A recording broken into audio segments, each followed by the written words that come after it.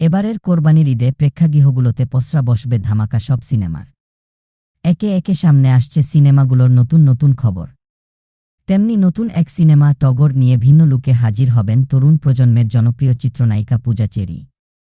বর্তমানে ছবিটির প্রচারণায় ব্যস্ত সময় পার করছেন তিনি। এরই মধ্যে প্রকাশ পেয়েছে সিনেমাটির দুটি গান।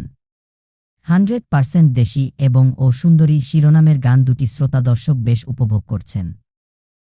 তবে এর মধ্যে 100% দেশি আইটেম ঘরানার গানটিতে বেশি নজর কেড়েছে আইটেম গার্ল রূপের পূজার উপস্থিতি। গানের সঙ্গে দুর্দান্ত নাচ ও আকর্ষণীয় লুকে মুগ্ধতা ছড়িয়েছেন তিনি। আইটেম গান নিয়ে পূজা চেরি বলেন, গানটি আমার ক্যারিয়ারের অন্যতম কাজ।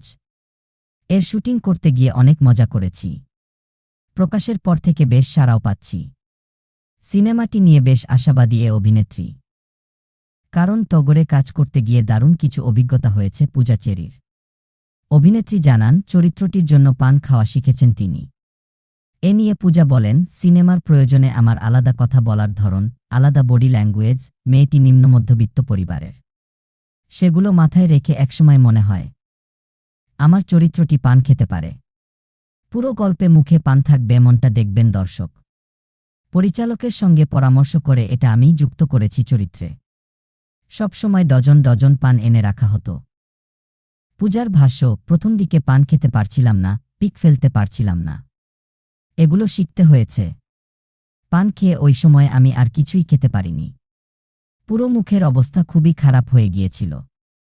একদিন চুনসহ 3-0টি পান খেতে হয়েছে। এখন পান খেতে আর ভয় পাই না। আলোক হাসান পরিচালিত টগর সিনেমায় পূজা চেরির সঙ্গে অভিনয় করেছেন অভিনেতা আদর আজাদ। এছাড়াও আরও রয়েছেন আজাদ, আবুল কালাম, রোজি সিদ্দিকী, সুমন আনোয়ার সহ অনেকে।